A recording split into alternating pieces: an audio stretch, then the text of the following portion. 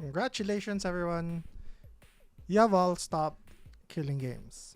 Well, almost. So, I'm back to update on what's happened to Stop Killing Games. And I'm sure a bunch of you have already seen the update, but just in case you haven't, here's the video for you. Now, to give you a very, very simple, albeit a bit disingenuous recap, we have Raw Scott and Stop Killing Games versus Pirate Software who wants to kill games. And then everybody went like, Pirate Software is evil, Pirate Software is bad, Pirate Software bad, game developer bad, game developer wants to kill games, game developer have gigantic humongous ego. Well, at least that's where we were before this update. And since then, the internet people, the imaginary internet people, decided to turn against Pirate Software, which led to him deciding to double down on his take. He really still does not support Stop Killing Games. Well, I don't want to say support. So before we go forward, let's dive into like sort of his ex post doubling down on his take. So this was a while ago, but I will update you on this anyway. He said, I'm just gonna go through it as quick as I can. So he says he's been reading through all of the posts against him over the stance on Stop Killing Games. Cool. Tons of people call him a liar, misrepresenting stuff, and also lots of contributors dogpiling on this. Sure, that's me. And let's dig into what I actually did and said. I put out 2 videos, and these videos are linked at the bottom of this post. Many people have not watched them. Just call me a liar, attack my character. Give the videos a watch, read the initiative itself, make a conclusion that you aren't copy-pasting from social media. That's absolutely fair. Very fair. Monetization on this video is disabled because he is passionate. I'm going to be summarizing some of this as I read it, okay? So monetization again on these videos is disabled because he just doesn't care about the subject and have rightful concerns as a person working in the space. So he really just does care, apparently.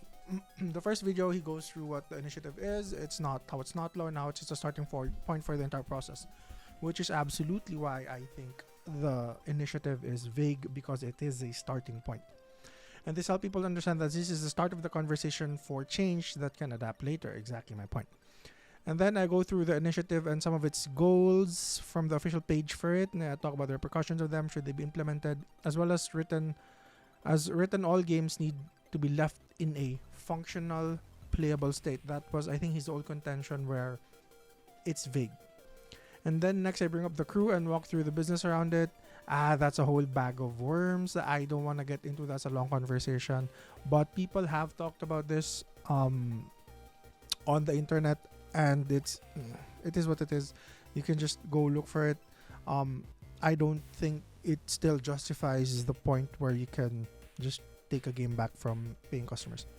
Also, I harshly critique Ross. I also harshly critique Ross Scott's wording in his videos because they disparage the lawmaking process and lawmakers, which does not benefit players or this movement in any way. In the second video, I talk about potential scenarios where a studio could be abused if the initiative was implemented as written. It adds new paths for abuse that need to be discussed to help hone this initiative into something that would do good without doing harm. Again, that is why some of the details of the initiative is vague, so that they can discuss these ideas and hone it into something that would do more good without doing any harm. Exactly the point of Ross Scott.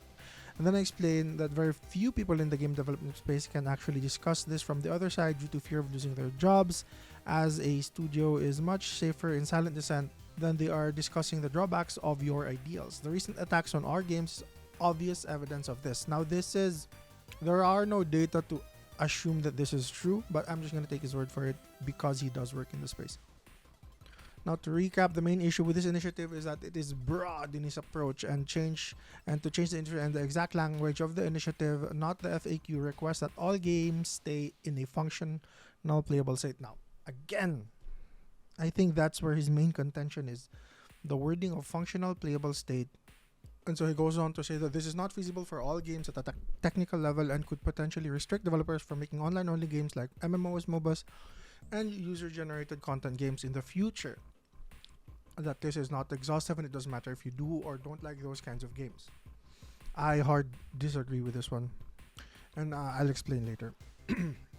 Effectively, it has the potential to restrict future developers from making kick-ass experiences because it locks a weight on their designs. Even though this is an initiative that can change in the future, this goal is core to the mission and deeply disruptive, so it needs to be called out. Okay, so you don't really need to call this out because MMOs, MOBAs, and user-generated content games, while they rely on the internet to hold servers and stuff like that, the only solution is not perpetual support for the game.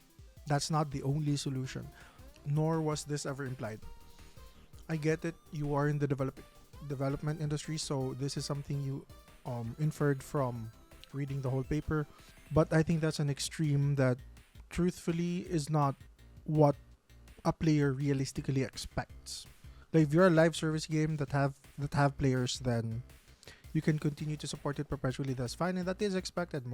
League of Legends has been online for a long time. It's still making money.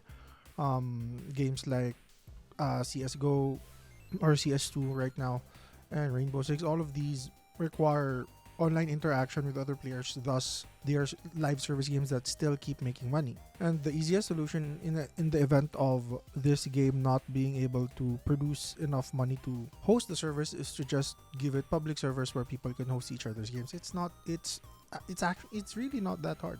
And if you are worried about proprietary IPs or proprietary stuff under the hood that's going to leak, then what the hell do you... The game's dead. The game's not supported, so what the hell does it matter if they have access to whatever it is under the hood that's there? I mean, if people wanted access to those things anyway, they could have gotten it whichever way they want. Hackers are very creative these days, and it wouldn't have mattered regardless if your game was legitimate or if it was already sunsetted. That's just an extreme case that he was really fighting against or arguing against, but I really don't see how that argument holds any ground. And that's just me speculating like a tabletop, in my house PC like YouTube speculator. If you get a bunch of people in tech or in dev, I'm sure people can create better solutions to sunset games rather than just discontinuing it and not allowing paid consumers to access. It's just I don't know. It's not smart there. Anyway, to clear up some disinformation about my character, I left AAA in 2016 because I fucking hate how the industry is and prefer indie entirely.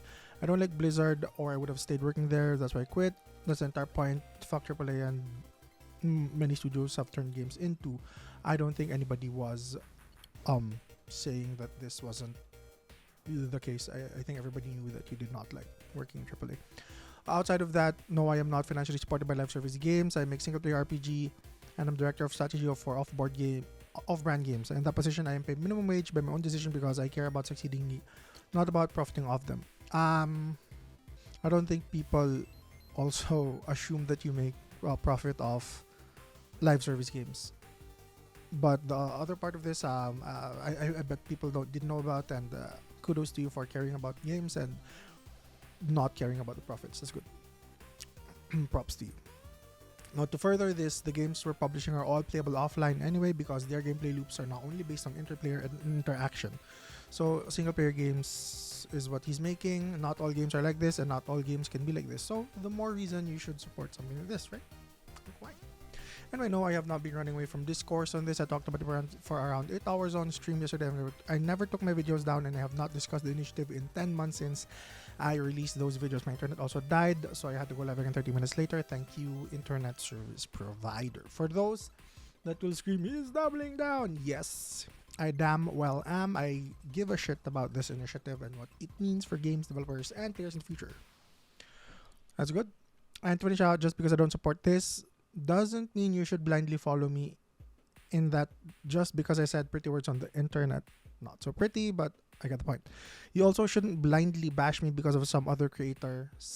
Because some other creators said to watch the videos I put out, read the initiative, decide for yourself, apply critical thinking, and don't outsource it to others. Now, especially for that last part, I do agree. I actually strongly agree with that sentiment. And that's where Pirate Software was at during this whole debacle. He doubled down and he said his piece. Now, truth be told, I actually have no problems with this. Personally, like Thor, I have no problem if he has a difference in opinion, if he has a different idea. I always say that you shouldn't want to live in an echo chamber. You should always want to challenge your own ideas. And if somebody's ideas is different from your own, that doesn't mean you completely dismiss them, but you have to compare ideas and see if your idea holds up against a different person's perspective. But in this case, while it's all in good that he has a difference in opinion, and I cannot sit here and say that his opinion is 100% invalid, because he has his convictions and he's a smart guy. I cannot sit here and call him like a dumb person or a dumb thing. Clearly, he is very articulate. Clearly, he has thought his ideas through as an individual and not by cherry picking outside sources. The only problem is that while he was only sharing, and he did give you a disclaimer that you have to follow your own ideals, he did this in a public forum which directly impacted how people perceived Stop Killing Games. That's where the big problem is. For Stop Killing Games, he became the biggest villain, and the way he handled criticism just made it worse. And so that's where the issue is. It's that his actions affected the growth of Stop Killing Games, which a lot of people agree with, me included. And even though I say that a difference in opinion is okay, if Pirate Software's opinion affected people and stopped them from signing the petition for Stop Killing Games, then, at some point, something has to give. Like, not all ideas can exist together side by side. Some ideas are directly opposing. So in this case, it was what it was. The clash and the drama was bound to happen. And ironically, one of the biggest, not proponent, because I don't think he was lobbying for people to hate this, but the biggest streamer personality who disagrees with Stop Killing Games ended up being its savior. Like, because he was the biggest villain, it put the biggest spotlight on this whole thing, ended up gaining support from several huge content creators, which just propelled the initiative to just greater heights. With that being said, here are the numbers. There you go, boys. Congratulations, everyone. You guys have stopped killing games. But like Ross said, this is in overdrive now. What that means is that there might be invalid signatures in this initiative. So people who submitted twice, people who typographical errors and had to register again, they're all counted twice. So to make sure that everything's well and good, they are now looking to push this up to 1.4 million signatures, just to be sure. So congratulations, everyone. I think a little bit more push, and okay, that's it. That's probably the end of the story. I don't know how Thor feels about this succeeding directly because of his involvement, but I guess that's it. I guess he shot himself on the foot, and I do think Thor genuinely cares about games, so I don't think he'll take this too bad. But well, that's the update. Thank you very much, guys, for watching the video. If you want to see more of my videos, please click subscribe. I need more subscriptions. Thank you. Bye.